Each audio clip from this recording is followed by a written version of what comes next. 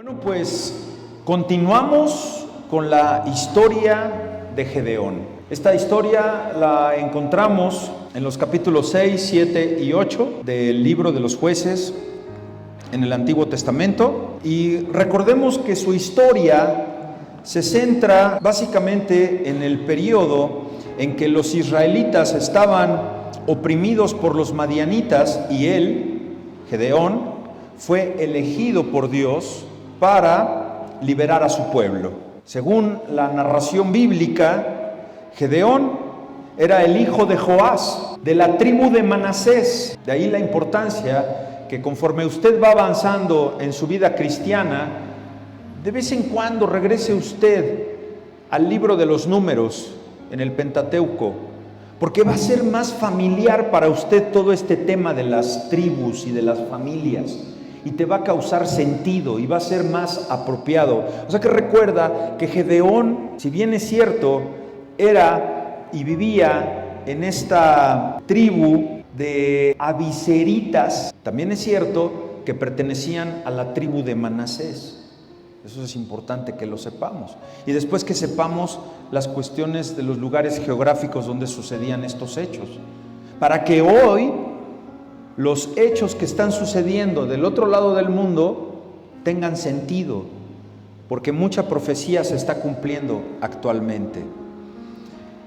La narración bíblica dice que vivían en una época en que los israelitas habían caído en la idolatría y que estaban desobedeciendo nuevamente a Dios. La semana pasada profundizamos al respecto de ese tema, que es mucho de lo que sucede actualmente, no con el mundo, con la iglesia.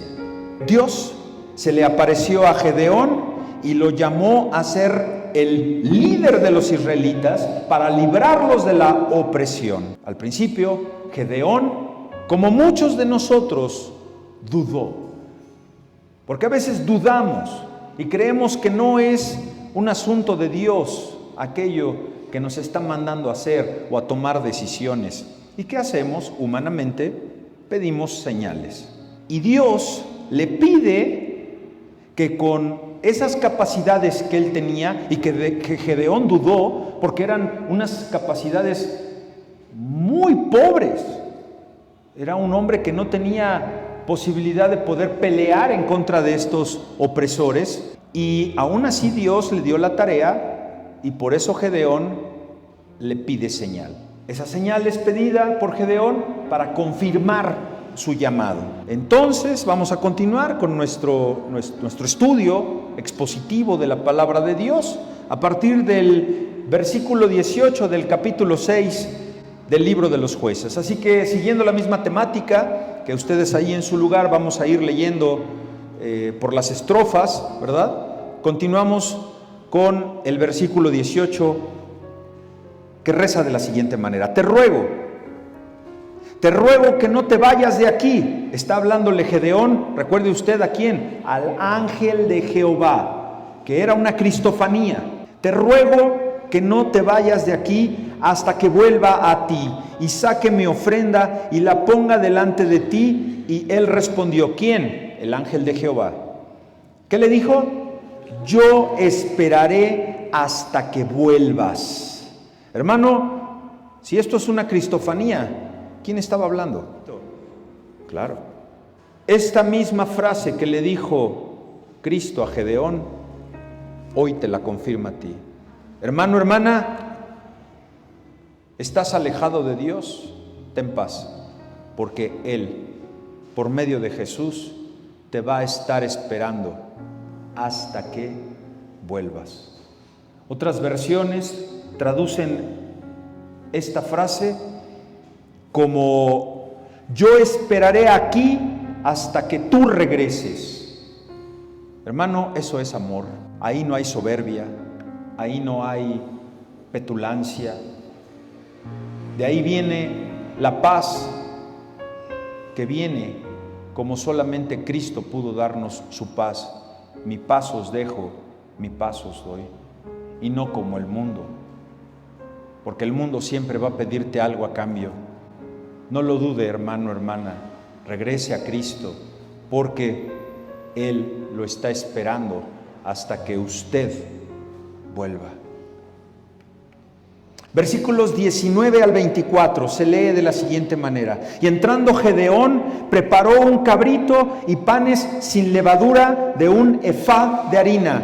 Efá de harina. ¿Qué es un efá de harina? Es una medida de harina. ¿Cuánto era un efá de harina? 10 kilogramos. Fueron muchos panes, hermano.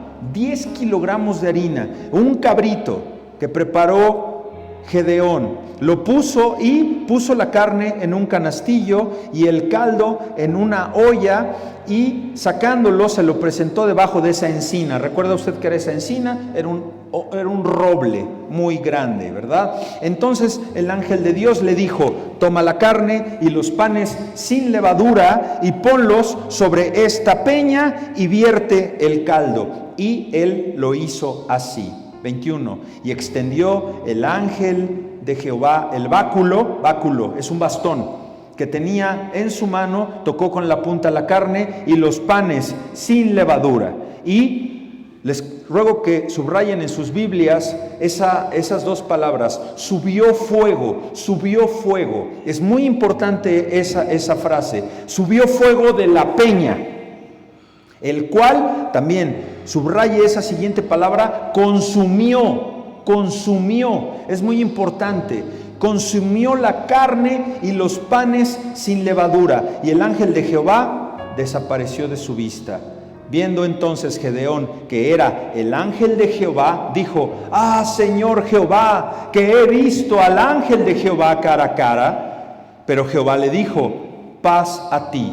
Le dijo ahí shalom, paz, que es traducido salom, shalom. No tengas temor, no morirás. Versículo 24. Y edificó allí Gedeón altar a Jehová y lo llamó Jehová Salom, el cual permanece hasta hoy en Ofrá de los abieseritas, que son, pues aquellos, era ese pueblo, Abieser, donde vivía Gedeón, de la tribu de Manasés.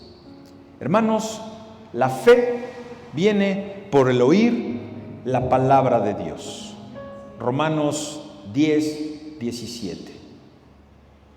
Y Gedeón necesitó una señal de Dios. Con su gracia el Señor, ¿qué hizo? Se la dio. Sin embargo, esto, a pesar, porque hablamos de que nosotros podemos pedir señal a Dios, ¿verdad? Y muchas veces pedimos señal. Gedeón lo hizo. Pero no olvidemos que usted ya tiene ahí en sus manos la historia completa. ¿Recuerda que lo platicamos? Bueno, la sigue teniendo hoy. ¿Y sabe qué? De hace 8 días a hoy no cambió nada. Sigue siendo la misma historia. Entonces, a pesar de que se nos permite pedir señal, y a pesar de que encontramos un ejemplo en la persona de Gedeón, hermanos, no es un buen ejemplo a seguir. Y no pretendo contradecirme con esto, ya lo verán ustedes. El Espíritu Santo se los va a ir revelando. Claro que si hubiera predicado un mensaje completo, hubiera tenido la continuidad de la semana pasada. Sí está bien que pidas una señal, pero para empezar, pregunta, pastor: oye, ¿entonces puedo pedir señal a Dios? Sí puedes. Claro que puedes.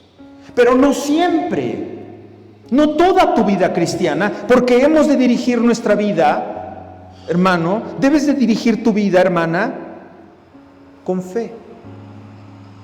Con fe. Primordialmente dirige tu vida por fe, no por pruebas. Porque la fe es la certeza de lo que se espera, la convicción de las pruebas que Dios presenta en tu vida. Así dice la Escritura, de lo que no se ve. No quieras que todo te lo revele Dios por prueba. Tienes que ponerte en ese camino que Él ha de enderezar por ti y delante de ti, para que por fe continúes y digas: heme aquí, Señor, tómame, yo soy tuyo, yo soy tuya, y haz de mí lo que tú quieras. Pero muéstrame si es tu voluntad. No, ahí ya, o me lo muestras, o te veo, o voy por fe. Porque algunos cristianos o cristianas son dados a poner a prueba permanentemente a Dios o a pedirle señales para todo, para saber su voluntad. Y eso, amado, amada, eso no es muy sensato. Y curiosamente, estos cristianos buscan pasajes como este y otros más que encontramos en la Escritura para usarlos como base. Sí, ya ve que Gedeón pidió pruebas, estuvo pidiendo. Este método, amado, amada, no debe ser la regla para que usted le pida señales a Dios, porque usted ha de caminar el camino de la cristiandad por fe. Al principio, sí. Al principio de tu vida cristiana es correcto que pidas pruebas, pero después de que ya vas madurando cada día más, las pruebas las tienes que ir dejando para que en la medida que tu fe va incrementando por la lectura de la palabra de Dios, que tu dependencia ahora sea total. Y que sabes que todo obra para bien y que todo viene de Dios, que aunque no nos guste el resultado, debemos aceptarlo porque estamos alineados en la palabra de Dios. Y si ves que sigues necesitando prueba tras prueba, hermano, hermana, yo creo que lo más sensato va a ser que te examines, porque tu fe está muy reducida. ¿Y sabes qué? Necesitas más comunión con la lectura, porque la fe es por el oír, y el oír no por las pruebas. Versículo 21, avanzamos. Y extendiendo el ángel de Jehová el báculo que tenía en su mano, tocó con la punta la carne y los panes sin levadura. ¿Y qué? Subió fuego. Usted subrayó ya eso, ¿verdad? El cual consumió la carne y los panes sin levadura, y el ángel de Jehová desapareció de sus vistas. Hermanos, hermanas, no es la primera vez que esto sucedía, con lo cual la Biblia se sigue confirmando a sí misma y siguen apareciendo las similitudes en la vida de Gedeón con Moisés. Así que les suplico que me acompañe al libro de Levítico, capítulo 9, versículo 23 y 24. Pero deje usted su dedo o ponga usted su marcador en Jueces 6, versículo 21, porque va usted en el versículo 24, va a estar usted comparando. Esa es la bendición de tener una Biblia impresa, ¿verdad? Que no use su celular, porque de esa manera usted está en contacto con la Escritura y eso a usted le incrementa la fe. Todavía quedan por ahí un par de Biblias para que en obediencia haga lo que el predicador le pide, que tome usted una Biblia impresa y que lo haga de esta manera. Fíjese y ponga mucha atención y lo vamos a leer despacio. Y entraron Moisés y Aarón en el tabernáculo de reunión y salieron y bendijeron al pueblo. Y la gloria de Jehová apareció a todo el pueblo. Hermano, ¿cuándo aparece la gloria de Dios? Cuando el pueblo está reunido en el tabernáculo. ¿Qué estamos haciendo hoy aquí? ¿Qué mora aquí en el ambiente? La gloria de Dios, su Shekinah. ¿Y qué pasa cuando está la gloria de Dios? Versículo 24, y ahí lo vas a comparar con el capítulo 6, versículo 21. Y salió fuego de delante de Jehová. ¿Y qué hizo también? Nuevamente. ¿Y recuerda usted que ese holocausto de carne y de pan fue Cristo? Porque Él es el pan de vida y Él es el último Cordero de Dios que quita el pecado del mundo. Y dice, salió fuego de delante de Jehová y consumió el holocausto con las grosuras sobre el altar, y viéndolo todo el pueblo, ¿qué hizo? alabaron y se postraron sobre sus rostros. Ahí no hubo miedo, porque era la gloria de Dios presente. Ahí lo tenemos, hermanos. Y nuevamente tenemos a Cristo en el libro del Levítico. Y alguno podría pensar, pero pastor, y si no ha pasado por su mente, hoy lo va usted a reflexionar. ¿Por qué siempre los holocaustos se consumían? ¿Por qué? ¿Por qué se consumían las ofrendas?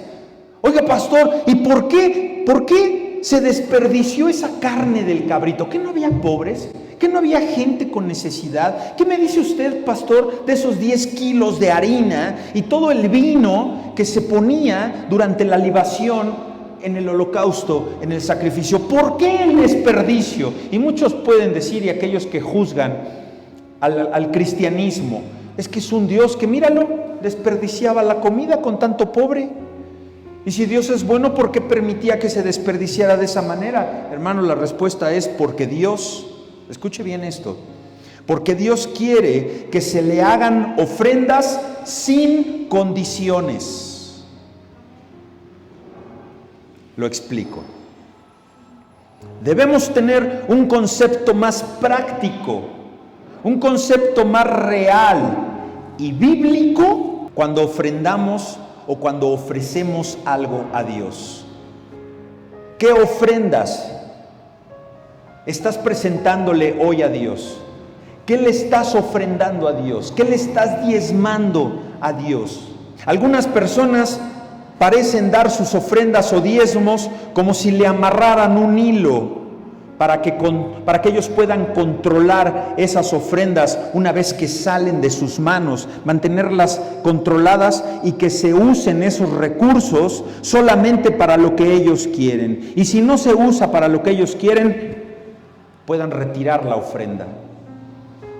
Que si ese dinero no se usa para comprar equipos, para alguna otra situación, entonces está mal utilizada. Que por qué se le ayuda al hermano, que por qué se le ayuda a la hermana, que por qué el pastor tomó determinados recursos. Todo están cuestionando, entonces quieren retirar sus ofrendas y después las terminan retirando. Que esos recursos solamente se deben usar para lo que ellos quieren, porque es su ofrenda. Todo está bien mientras que el pastor no use el dinero, incluso en cosas personales. Una de las enseñanzas que nos deja este pasaje, relacionándolo con este pasaje de Levítico, es que una ofrenda quemada, una vez que usted ofrece a Dios lo que usted le está ofreciendo, una vez que ese holocausto ya estaba presto para ser consumido, una vez que usted ofrenda lo que usted ofrenda, ya está fuera de su control, ya no es de usted, ya es de Dios. Y el que en el Antiguo Testamento administraba esas ofrendas era el sacerdote, y ese sacerdote respondía delante de Dios por las ofrendas del pueblo. Hoy el pastor, el cuerpo que dirige en algunas denominaciones las iglesias, son los encargados, son los que van a rendir cuentas a Dios. Déjennos esa carga. Libérese usted. Gedeón puso la carne sobre la peña, derramó sobre ella el caldo y de ahí en adelante, ¿quién dirigió esa ofrenda? ¿Quién la tomó? Dios. Y Dios puede hacer con su ofrenda lo que Él quiera. De la peña entonces subió fuego que la consumió. Se acabó esa ofrenda delante del hombre. Se acabó esa ofrenda delante de ti. No la extrañes. Es como aquel que llora cuando se le derrama 1 litro de leche. O sea, no puedes hacer nada. Ya no puedes recuperarla, ya no puedes alzarla. Se acabó, se fue. Esta palabra consumió es importante, hermanos. Es muy importante. Ya no se puede recuperar el caldo, ya no se puede recuperar la carne. Tú ya lo diste de corazón. Los panes fueron consumidos por el fuego. Por lo que entonces, amados y amadas, tengamos cuidado con lo que nosotros queremos en nuestros corazones, con lo que tú quieres que se haga con las ofrendas que tú presentas a Dios. Es lo que Dios quiere hacer con ellas. Y dejen que cada quien cargue con su bendición o con su culpa. Eso lo puedes llevar también a tus hijos. A que es sorprendente cómo hoy día los hijos mandan sobre los padres. Ya los padres no mandan sobre los hijos. Así que seamos responsables. Y de acuerdo a cómo ellos van creciendo en las edades cronológicas que van teniendo, dejémosles su responsabilidad. Ya no es correcto que tú te preocupes porque si tu hijo o hija mayor de 18 años come o no come, si es que salió ya de tu seno y ya no está bajo tu custodia. No puede ser, hermanos.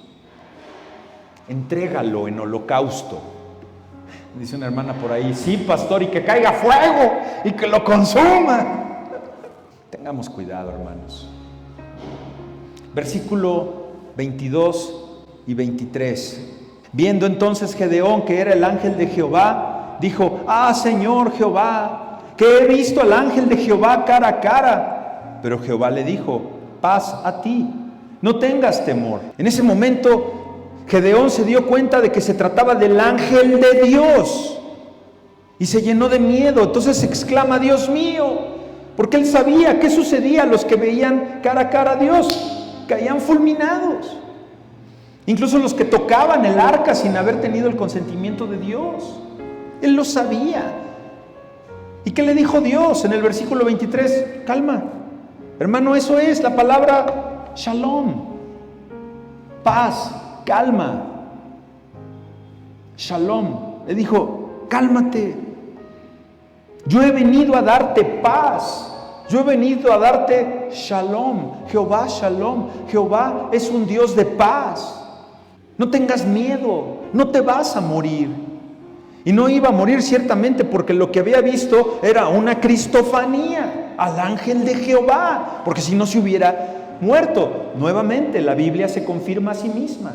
No vio al Padre, vio una manifestación de Dios en su segunda persona. Vio al ángel de Jehová, porque si hubiera visto a Dios Yahvé, hubiera muerto. Nadie jamás ha visto a Dios cara a cara. 24, shalom. Y anótenlo por si algún día lo quiere estudiar en el diccionario Strong. Es la palabra 7965. 7965. Ya le van a enseñar un día a que cuando esa palabra, ¿verdad, profesor? Porque la busca, la pone y luego, yo no sé cómo lo hace, hija, pero pregúntale, porque el maestro es él. Ok. ¿Qué quiere decir shalom? Paz. Jehová shalom. Jehová te va a traer paz. Dios trae paz. Dios trae bienestar. Shalom es bien, bien para ti. Te deseo bien para ti. Jehová shalom es estar seguro. Jehová shalom, estate seguro, ten seguridad en mí, en Dios. En mí esté tu seguridad, no en las finanzas, no en tu cónyuge, no en tus hijos, no en tu trabajo, en mí. Es amistoso, es algo bueno, es algo agradable. Shalom, Jehová shalom, Jehová amigo. Jehová es tu amigo. Jehová te hace feliz. Jehová shalom, Jehová felicidad. Jehová bienestar. Todo es eso. Dios es felicidad. Dios es Dios es bienestar. Dios es paz. Dios es estar seguro. Dios es estar feliz. Versículo 25 en adelante.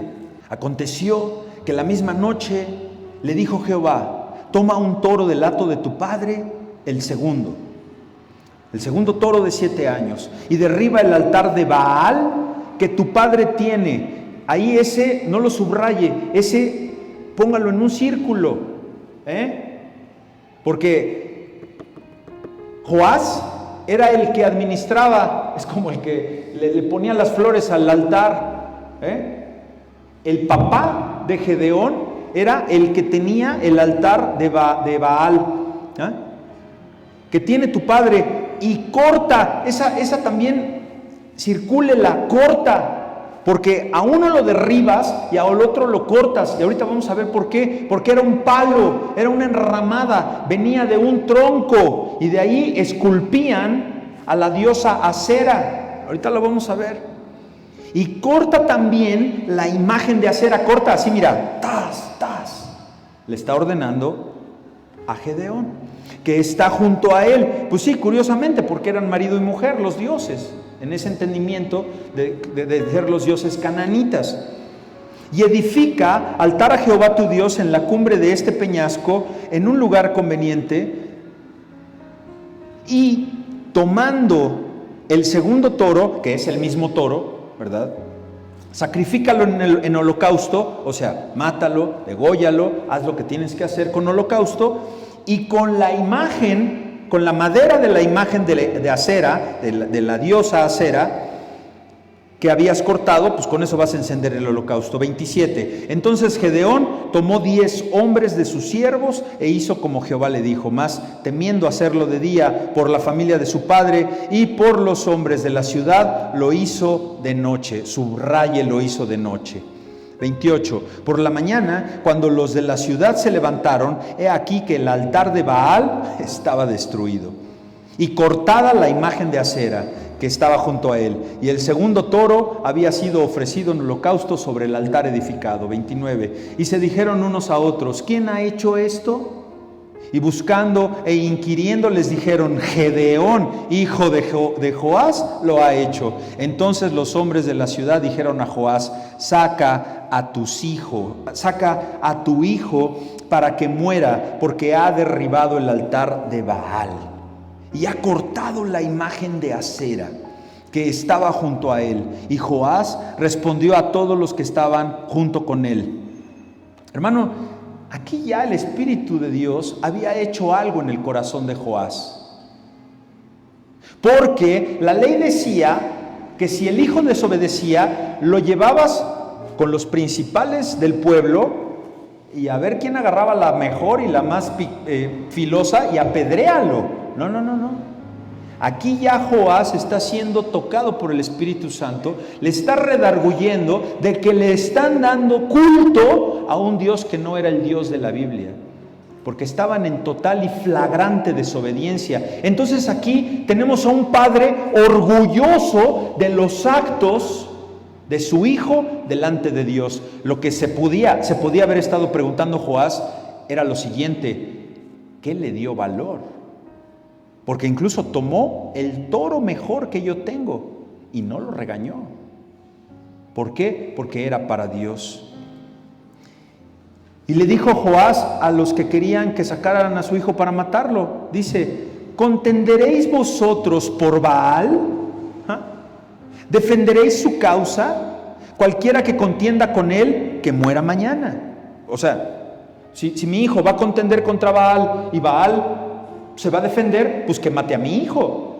Pero como ustedes, como diríamos aquí cruzando al eje, le vas a hacer el paro a Baal, ¿no? Espera, que se defienda a él, ¿no? ¿Se acuerdan de Elías? Con aquellos 400 sacerdotes que les dio chicharrón. Cualquiera que contienda con él, que muera esta mañana. Si es un Dios, contienda por sí mismo con el que derribó su altar. A ver, entonces, ¿qué hizo Joás? Lo que tú y yo debemos hacer: entregar a nuestros hijos para que Dios los sustente, para que Dios los discipline. A veces tú y yo ya no podemos con los nuestros. 32. Aquel día Gedeón fue llamado Jerobbaal, esto es, contienda Baal contra él, por cuanto derribó su altar. Hermano, hermana, una cosa, recuerde usted cómo inició la historia con Gedeón cuando se le aparece el ángel de Jehová. Claro, hermano, pues una cosa es que Dios se le apareciera a Gedeón en el secreto, en ese lugar secreto, en el lagar donde él se encontraba, donde estaba él separando el trigo, escondiditas, ¿verdad? Que nadie lo vea, y que ahí se le aparece Dios, y que pues ahora Dios le pida hacer algo a favor de Dios, pero que ahora lo tiene que hacer en público. y que implicaba tomar esas acciones. Porque la misma noche del sacrificio que Dios consumió el sacrificio en la piedra del cabrito y los 10 kilos de panes, en esa misma noche del sacrificio Dios probó la dedicación y la consagración de Gedeón cuando le pide que derribara el altar de idolatría que su padre había construido a Baal. Y le dice, y ahí vas a construir otro a Jehová. Más que esto, hermanos, debía sacrificar el mejor toro de su papá, que probablemente ese toro estaba reservado para ofrendárselo y ofrecérselo a Baal. Baal era el nombre del Dios supremo adorado en el antiguo Canaán. ¿Se acuerdan a dónde Dios mandó a su pueblo? A la tierra donde fluía leche y miel. ¿Y cuál era esa tierra? Canaán. Bueno, Dios ya sabía que en Canaán había estos dioses, porque ningún demonio se mueve, ni opera, ni vive sin la autorización de Dios. Entonces Dios les advirtió al pueblo. Ahorita vamos a ir para allá. Vaya preparando Deuteronomio 6. Ahorita le digo el versículo. Entonces, Dios, vuelvo con Baal. Baal era el supremo Dios adorado en Canaán, en esa tierra donde el pueblo de Dios iba a ir. Era el amo y Señor, lo adoraban, lo veneraban. Era amo y Señor. Baal, eso significa en cananeo, amo y Señor. Entonces, cuando Dios, antes de que los hebreos entraran en la tierra prometida, hace lo que siempre nos hace a todos, hermanos. Por eso, amigo, téngalo en cuenta, amiga, que de casualidad está viendo este mensaje, que se preguntan todos, ¿y por qué si Dios es bueno permite tanta muerte? ¿Y por qué si Dios es bueno permite los violadores? Porque todos estamos advertidos. Dios no da palo sin avisar agua va. Dios primero te dice cuáles van a ser las consecuencias de tu pecado y de tu desobediencia, y después te aplica la ley. ¿No quieres estar bajo la ley? No peques. No vas a ser sancionado. Dios le advierte a su pueblo contra la adoración de los dioses de Canaán. No van a ir para allá, pero no se mezclen con ellos. ¿No es eso lo que tenemos que hacer nosotros cuando salimos allá? ¿No es eso lo que tenemos que hacer cuando vamos a una reunión? Podemos estar, pero no somos de ellos. Y con nuestro testimonio predicamos el Evangelio. Vamos a Deuteronomio, y es en el capítulo 6, versículo 14 y 15. Y ponga mucha atención, porque después de estos dos versículos voy a abrir un paréntesis considerable para explicar a fondo esto y que no pase ya por alto en su vida nunca más que adorar a otros dioses. Primero leo esta lectura y explicamos un poco. Dice versículo 14, a ver, pueblo de Dios, ¿qué somos hoy usted y yo? Pueblo de Dios, hermano, hermana, te está hablando Dios en Deuteronomio. No andes en pos de dioses ajenos, de los dioses de los pueblos que están en vuestros contornos. Les está avisando, hebreos, van a ir a otros lugares, pero no se mezclen, no sigan a esos dioses. Versículo 15, porque el Dios, ¿qué? ¿Usted no conoce un esposo celoso? ¿No conoce una esposa celosa? ¿De esos celos enfermizos? Bueno, Dios no tiene celo enfermizo. Dios tiene un celo santo que te cela. ¿Y qué hay de ti que voltees a ver otro Dios, o otra diosa, o un angelito de la buena suerte, o tus hijos que son tus dioses y que no quieres que ni te los toque el viento?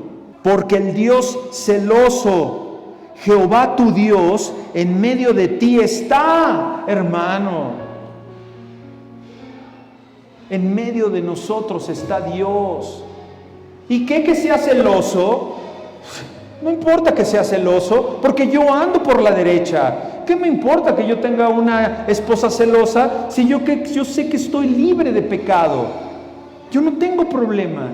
Me pueden hacer auditoría en todo. El problema es ella, que tiene un problema de celotipia, hablando humanamente, pero con Dios, si Dios ve que andas por la derecha, no te va a juzgar. No va a inclinar su ira sobre ti, porque el Dios celoso, Jehová tu Dios, en medio de ti está, para que no se inflame. ¡Wow! ¿Tú te imaginas? Esto es una ilustración de que se inflama así, el furor de Dios en contra tuya, que se inflama tanto que es como una olla express que ya no puede soportar la presión y explota en contra de ti los celos de Dios. ¿Por qué? ¿Porque es malo? ¿Porque es un Dios que no tiene misericordia? Porque tú volteaste para otro lado, y eso no lo tienes que hacer. Va a inflamarse el furor de Jehová tu Dios contra ti y te destruya sobre la tierra. Ahí está por qué muchos hoy día se sienten destrozados, derrumbados, porque primero ofendieron a Dios. Por eso. Y más siendo cristianos. Le dieron la espalda a Dios, encendieron el furor de Dios. Así que Israel, ¿qué hizo? Se entregó a la idolatría de todos modos. ¿A quién en este caso? En el estudio que tenemos hoy, ¿a quién se entregó el pueblo de Manasés? A Baal. A este Baal, y abro este paréntesis ahora, se le conocía como padre de todos los dioses. Era el amo y señor, era el Dios supremo, era el creador, era el bondadoso, y por lo general se le representaba como un toro sin alas. A veces representado como un toro con cuerpo de hombre o un toro normal. El plural de Baal son Baales. Por eso lo hemos encontrado muchas veces en la Biblia. En general, Baal es un dios que era considerado el dios de la fertilidad, que se creía que era capaz de habilitar la tierra para producir cosecha. Era capaz de hacer que la mujer estéril pudiera tener hijos. Diferentes religiones adoraban a Baal de diferentes maneras. Y Baal demostró ser un dios altamente adaptable. Cuidado con las deidades satánicas, porque se acomodan. Este dios Baal fue adaptándose a los varios pueblos que hacían hincapié en uno y en otro de sus atributos que él les demostraba. Y entonces desarrollaron denominaciones. Eran denominaciones que se les llaman baalismos. Entonces aquí tenemos a estos Baales y aquí tenemos a estos otros, pero todos son de la misma familia de Baal, el supremo Dios. Y uno de los ejemplos más claros que tenemos en la Escritura es Baal Peor. Este es un ejemplo de una deidad que, si gusta usted anotar, porque no vamos a profundizar más, es en el libro de los Números, capítulo 25, versículos del 1 al 5. Esa es la imagen 2. Muy bien. Tenemos un ejemplo en la Escritura, recuerda usted, con el profeta Elías, ¿verdad? Que, como comentábamos, peleó con 450 sacerdotes de Baal, de este Dios. Aquí tenemos una representación en piedra, que bueno, pues ellos ya dominando el arte de la escultura, lo hacían en hierro y lo forraban en oro. Y bueno, si se pudiera apreciar más de cerca, en la parte superior tiene como mochados por el transcurso del tiempo esos cuernitos. Esa es una representación real que están exhibidas en el Museo del Louvre en París. También a Baal se le llamó Eloah o Elah, y la esposa principal de Baal era Asera. El templo principal de Baal que habla la Escritura, hasta el año 2017 estuvo conservado como patrimonio de la humanidad por la importancia arqueológica, ¿verdad?, para tener esos vestigios de la antigüedad, pero lamentablemente los terroristas del Estado Islámico palestino lo dinamitaron en donde se encontraba. Esto ya no existe y estaba ubicado en la ciudad de Palmira, en lo que es actualmente el país de Siria. Es una lástima. Y bueno, aquí tenemos dos representaciones de las deidades, que son Asera y Baal. Por su parte, Asera, o también una diosa, escuche este nombre, y ahí va a ir enlazando algunas cuestiones. Lo voy a dejar para que usted piense. A Asera se le conocía también como Astarot. ¿Te suena familiar? ¿Con algo por ahí? Era una diosa de la fertilidad. Era una diosa, la diosa del amor. Era la diosa del amor, pero también del amor sexual. Y su representación era una estaca o un tronco de árbol clavado en el patio de los templos. Tenía un tronco y ahí se labraba. Así es como se representaba a Astarot. Es esta Astarot, Asera, de la que está hablando aquí el capítulo 6 de Jueces. Es la misma diosa que amamantó, según la tradición, al dios Tamuz, que era la divinidad de los babilonios. Y esta misma Asera, Astarot, es la mismísima Afrodita de los griegos. Es la misma. Ahí van a ver hasta dónde va a llegar, Cuidado. Y con esto podemos, miren, yo les recomiendo que no es que vayan y con esto tengan ustedes elementos para ir con sus familiares de otras religiones. No, porque no lo van a entender. Nada más los van a tomar a ustedes como petulantes que saben más que ellos y que, ¿quién eres tú para venir a cambiar mis creencias? No, ore por ellos, porque están en serios problemas. Vamos viendo cómo es la evolución. Aquí tenemos a Afrodita. Y esta misma Asera fue para los egipcios Isis, la misma, que alimentó a Horus y se fue adoptando estos dioses ya con la maternidad y fue pasando a muchas culturas como la hindú, a quien se le conoció como Devaki. Ahí ya va agarrando forma, agarrando forma. No es casualidad lo que hicieron en Roma. Entre los sumerios fue llamada Naná o Iná y se llamó Ishtar para la parte central de Babilonia, la diosa de la fertilidad, de la sexualidad. Y para los mayas se llamó o se llama la diosa madre. De ahí, ¿qué tenemos ahora? La famosa Pachamama, etcétera, etcétera. Y podríamos pasar aquí el resto del sermón con todas estas imágenes.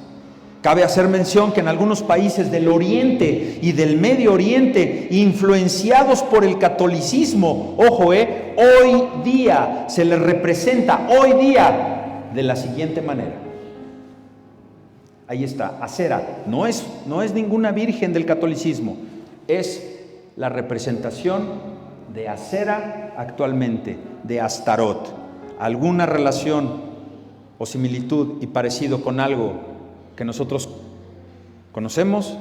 No es mera coincidencia, nada es coincidencia, hermanos. Por lo que usted podrá sacar sus propias conclusiones. Esto es bien interesante y muy hermoso para algunos, pero muy doloroso para otros. Saque usted sus propias conclusiones al respecto de lo que usted ya ha dejado atrás por gloria de Dios, o lo que usted hoy todavía debe de dejar, como usted que tal vez está viendo este mensaje. y que sea Dios, Espíritu Santo, hablándole a su corazón y que lo deje, hermano, hermana, amigo, amiga, porque sabe, está ofendiendo a Dios. Cierro el paréntesis. Continuamos en el capítulo 6 de Jueces, versículo 27. Entonces Gedeón tomó 10 hombres de sus siervos e hizo como Jehová le pidió, mas temiendo hacerlo de día por la familia de su padre y por los hombres de la ciudad. ¿Cuándo lo hizo? Hermanos, no es fácil salir en público y dar testimonio de nuestra fe. Muchos de ustedes han de decir, ya sé para dónde va aquí el pastor. A veces, ¿sabe? Da vergüenza salir. A veces, ¿sabe qué pasa? Da miedo servirle a Dios en la calle. Y muchas veces el miedo es por ignorancia, ¿sabes? Pero en cuanto empiezas a capacitarte y empiezas a perderle el miedo, estás como agua fluyendo de río, de una gruta que nace agua fresca. Te sigues y tienes esa necesidad de salir a predicar, de hacer pública tu fe delante de Dios. Bueno, a Gedeón le pasó lo mismo que a muchos les pudiera estar pasando y no quiso salir de día, le dio miedo, entonces salió ¿qué? De noche. Pero no nada más eso, por eso no se preocupen de que se vaya alguien solo en pareja, porque debe ser en pareja, porque ahora sí Jesús lo mandó, ¿verdad? ¿Y qué hizo Gedeón? Pues yo me llevo a 10 de los valientes. Pero también hay muchas veces que el cristiano hoy no sale a dar testimonio de su fe públicamente porque le da flojera o porque sencillamente no veo algo resultado. No, yo veo como que no recibo nada, al contrario, recibo insultos. Hermanos, hermanas, la destrucción del altar pagano de Baal y de Acera fue un elemento importantísimo en el plan de Dios. Era algo que tenía que suceder y la fe de este tímido Gedeón fue fortalecida para esa tarea mayor que le quedaba por delante, por lo que Gedeón se identifica y se presenta públicamente con Jehová, aunque haya sido de noche.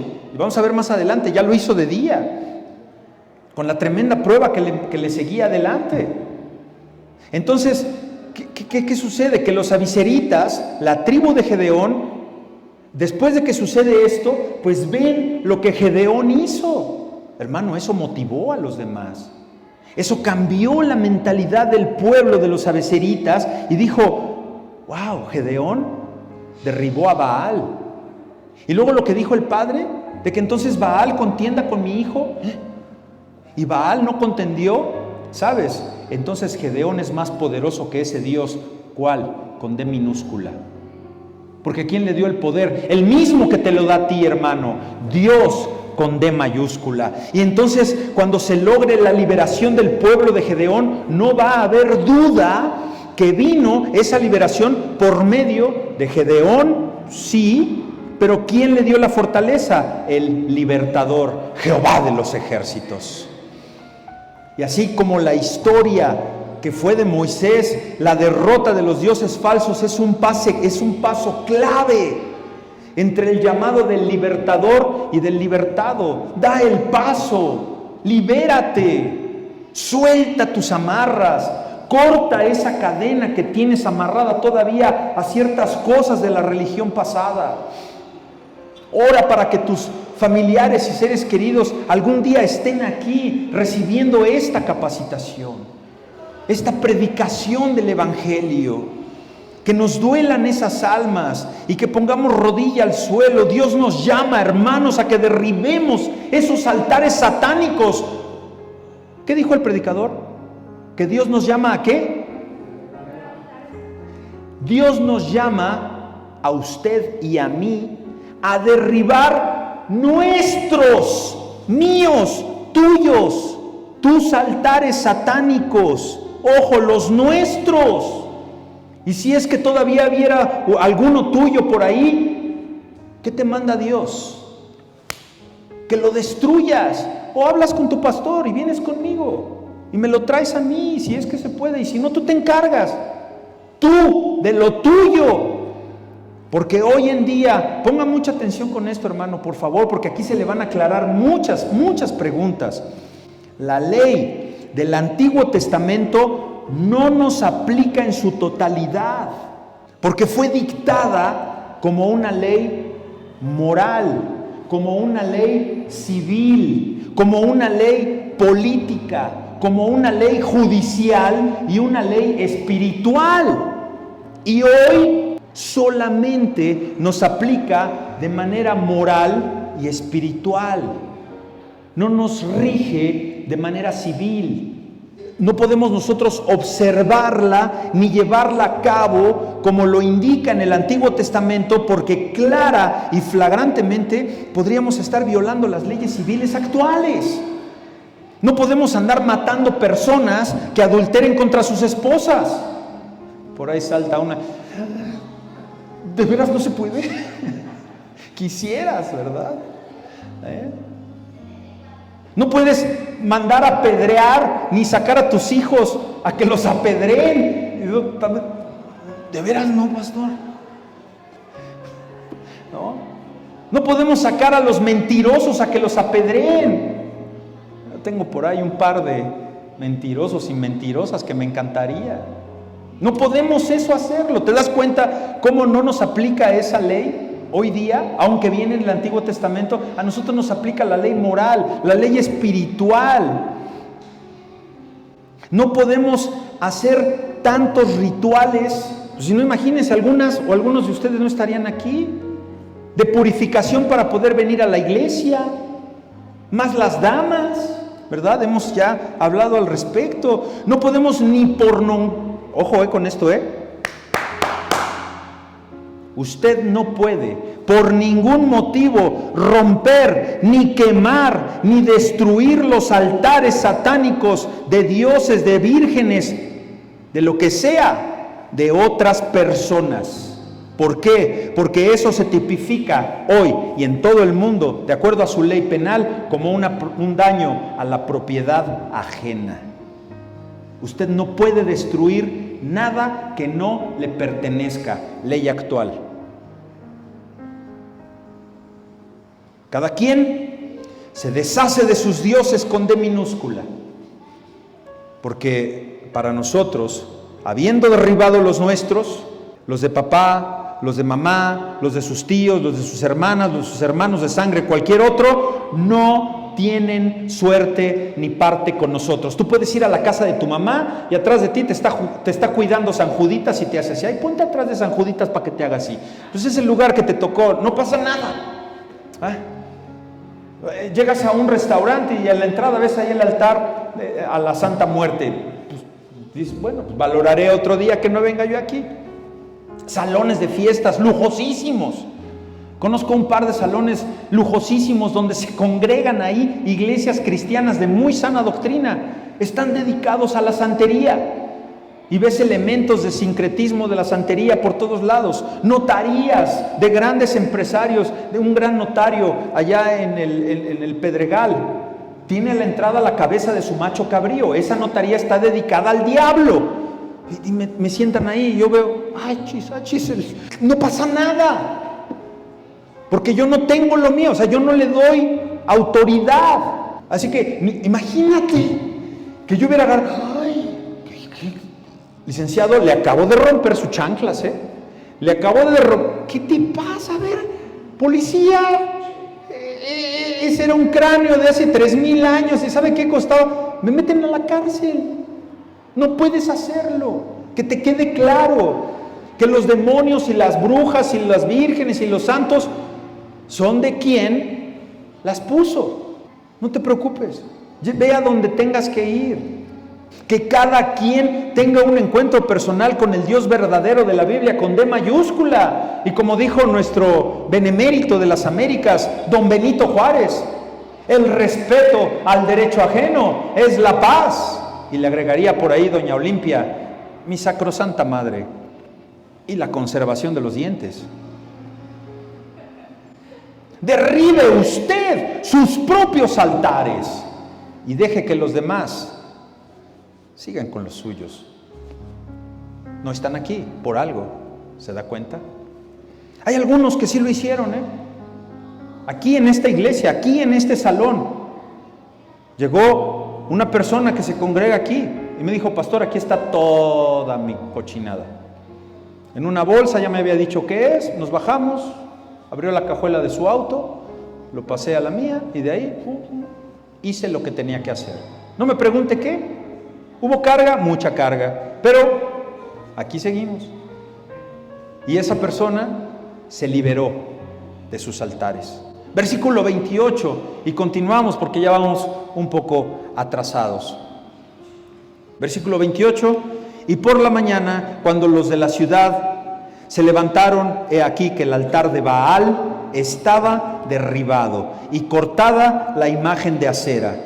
Esa imagen que estaba junto a él, y el segundo toro había sido ofrecido en holocausto sobre el altar edificado. Imagínese usted nada más, santo y santa, el enojo del pueblo cuando a la mañana siguiente descubrieron el altar destruido. Que luego le ponen su vidriecito y hasta la forma de pues para que se parezca a la basílica. Imagínate. Que lleguemos aquí a 4 cuadras de aquí de donde estamos en el Hotel MX y que vayamos y rompamos el altar de la Santa Muerte que está aquí a la vuelta. Imagínate. Nos matan, nos incendian aquí. O sea, el furor de las personas estaba enardecido, estaban enojados cuando descubrieron que esto se había hecho. Hermanos santos y santas, yo les ruego a Dios que esta serie de sermones que estamos predicando de manera expositiva y despacito, lentito, para que nos entre bien por donde debe entrar y aterrice donde tiene que aterrizar. Porque yo estoy seguro que a muchos de ustedes hoy se nos aclararon dudas y se nos cayeron vendas, se nos cayeron como escamas, dice Pablo, ¿verdad? Que estábamos ciegos porque estábamos queriendo en nuestra carne lo que nosotros queremos. Que Dios use esta historia de Gedeón para que lo siga usted animando, para que siga usted cosechando fe más y más. ¿Cuándo? Cuando a veces las cosas parece que van mal. Cuando usted tenga fe en Dios, ¿sabe? Usted no puede fallar. No confíe en sus fuerzas, porque engañoso es su corazón. Cuando tenga fe en Dios, Él va a prevalecer en usted. Tenga fe en Dios, tenga fe en Dios, tenga fe en Dios. La duda ve los obstáculos. La fe ve el camino. ¿Quién eres tú? Aquel que duda, aquel que todo ve contrario, aquel que ve moros con tranchetes. Vaya usted en fe, porque la fe es ciega, la fe ve el camino. La duda ve la noche más oscura, pero la fe ve el día que viene al amanecer.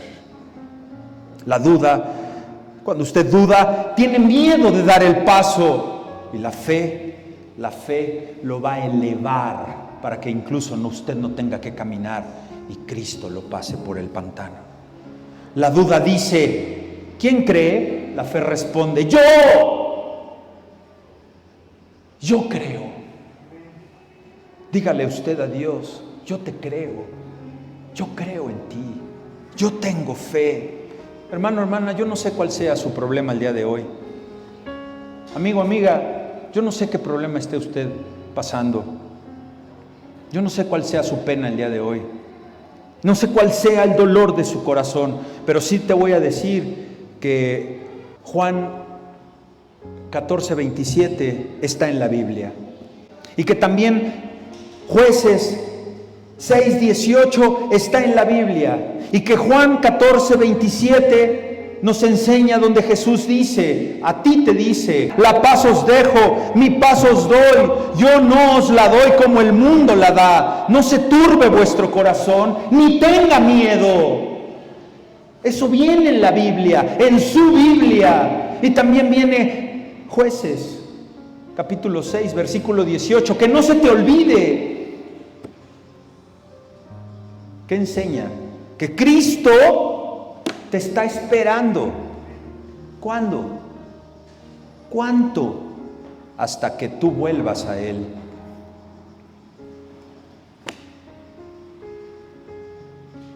Incline su cabeza. Padre Santo, Dios poderoso, Jehová de los ejércitos, Dios real y único, soberano, Dios del pacto, habla a nuestros corazones, Señor, y anímanos. Ayúdanos a confiar en ti, a pesar de las personas idólatras que pudiera haber a nuestro alrededor. Gracias por haberme a mí y a algunos de mi familia arrancado de la idolatría, y que cuando las fuerzas del infierno vengan a reclamar sus altares, ayúdanos a comprender, oh Señor, que tú gobiernas en los cielos, que no hemos de temer, que no hemos de tener miedo, porque no moriremos, porque tú eres Jehová Shalom y tú no puedes fallar. En el nombre del Padre, del Hijo y del Espíritu Santo. Amén.